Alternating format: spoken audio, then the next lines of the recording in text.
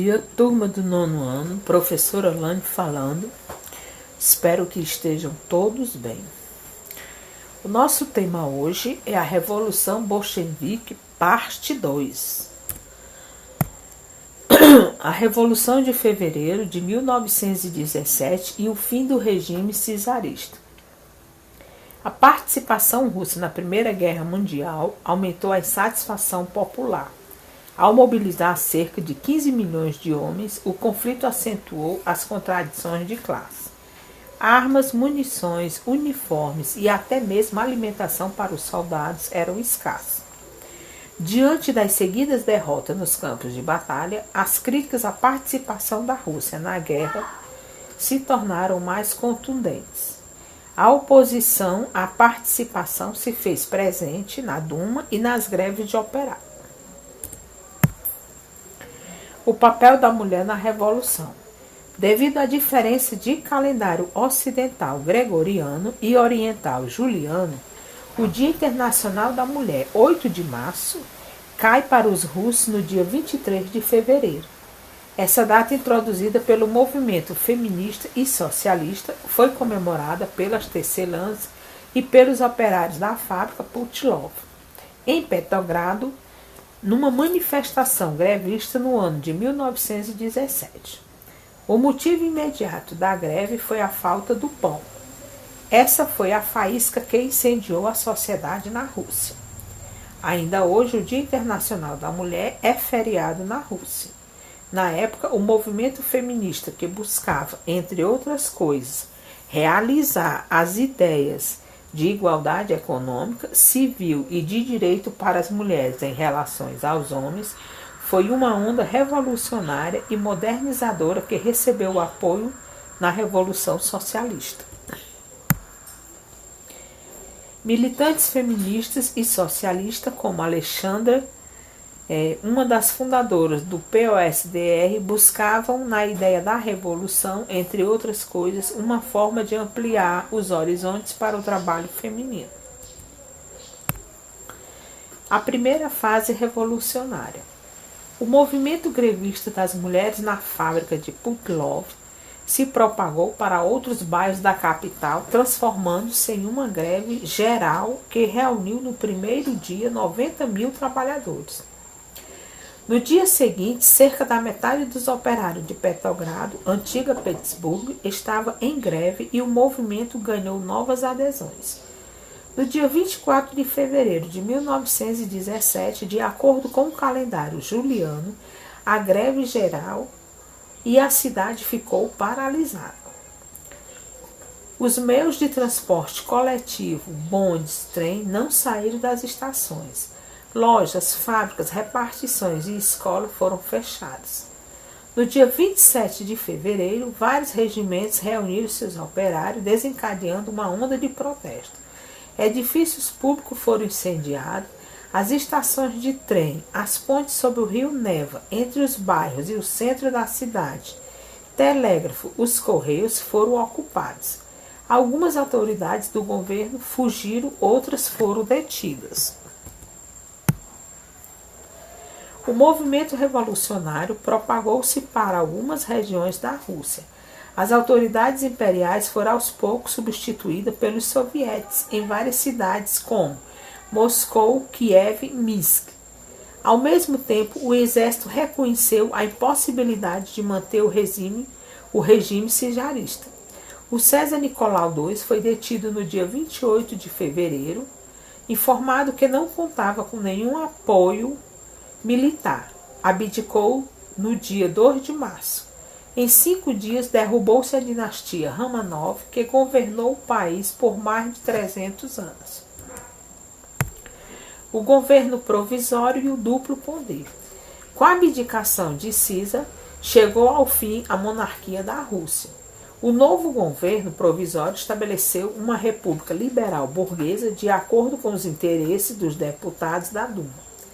O governo provisório era composto por deputados liberais, nobres, burgueses, ricos proprietários de terras e magnatas da indústria, das finanças e do comércio, além de profissionais liberais.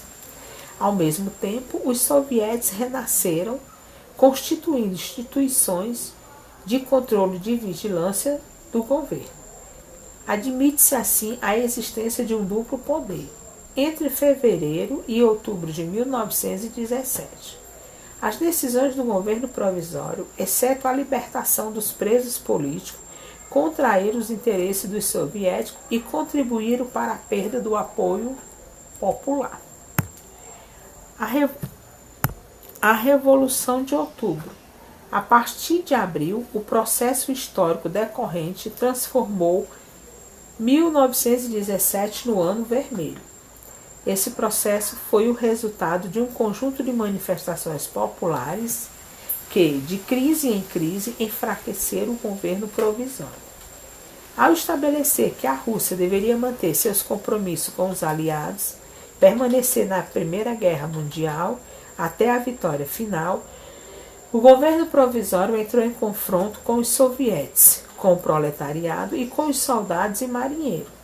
Ao não levar adiante projetos de expropriação de terras, ele perdeu também o apoio do campesinato. Em agosto, Leon Trotsky, intelectual e revolucionário bolchevique, organizou a Guarda Vermelha, embrião do futuro Exército Vermelho.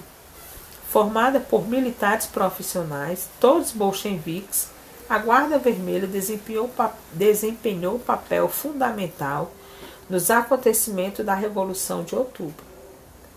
Em setembro, o governo provisório, nesse momento liderado por Alexandre Kerensky, socialista moderado, disposto a fazer acordo com a burguesia e a defender a Revolução Democrático-Burguesa, enfraquecia-se irreversivelmente.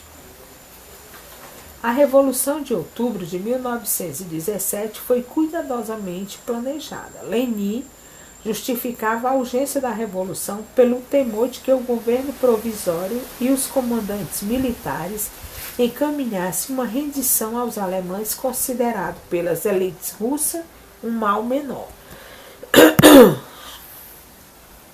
A data da insurreição foi marcada para o dia 25 de outubro do calendário, 7 de novembro no calendário gregoriano, um dia antes da abertura do segundo Congresso dos Sovietes. A tomada pacífica da fortaleza permitiu ao Comitê Militar Revolucionário a posse de um imenso arsenal. Logo a seguir, o Comitê Militar, formado por soldados, marinheiros e guardas vermelhos, comandado por Trotsky, ocuparam pontos estratégicos de São Petersburgo. As pontes sobre o rio Neva, a central telefônica, os correios, as estações de trem e bonde, as usinas elétricas, os gasômetros, os depósitos de carvão, petróleo e trigo e o Banco do Estado. Kerensky fugiu em um carro sob a proteção da bandeira dos Estados Unidos. A Guerra Civil. Em 1918, iniciou-se a Guerra Civil entre brancos e vermelhos. O governo soviético foi transferido de Petrogrado para Moscou. Os brancos representavam a contra-revolução, contavam com o apoio de potências estrangeiras como França, Inglaterra, Estados Unidos e Japão. Muitos dos generais brancos eram antigos oficiais da monarquia cesarista. Os vermelhos pretendiam preservar as conquistas revolucionárias. A Guerra Civil terminou em 1921 com a derrota dos brancos. Durante a Guerra Civil foi aplicado o comunismo de guerra, que estabeleceu o trabalho obrigatório, a requisição forçada dos produtos agrícolas. Uma nova fase. Com a reorganização econômica estabelecida a partir de 1921, em 1928 teve início uma nova fase, agora sob a liderança de Joseph Stalin. Lenin havia morrido em janeiro de 1924. Em seu governo foram implantados planos quinquenais que tinham como objetivo modernizar e industrializar o país. As principais características dessa nova fase podem ser resumidas da seguinte forma: desenvolvimento da indústria de base em detrimento da indústria leve de bens de consumo, Coletivização forçada da agricultura, com a criação das cooperativas e das fazendas estatais. Eliminação de propriedade privada no campo, medida que afetou os kulaks, médios camponeses que haviam prosperado durante a aplicação da NEP. Aqui finaliza a Revolução Bolchevique, parte 2, capítulo 7, páginas 128 a 134, e resolveu os exercícios propostos ao final da videoaula. Vamos lá. Primeiro, vários regimes reuniram seus operários no dia 27 de fevereiro. Explique o que isso desencadeou. Segunda, que cidades as autoridades imperiais foram substituídas pelos sovietes? Terceiro, por quanto tempo a dinastia Romanov governou o país? Quarta, o fim da monarquia na Rússia, o que foi estabelecido pelo novo governo provisório. Quinta, explique a Guerra Civil de 1918.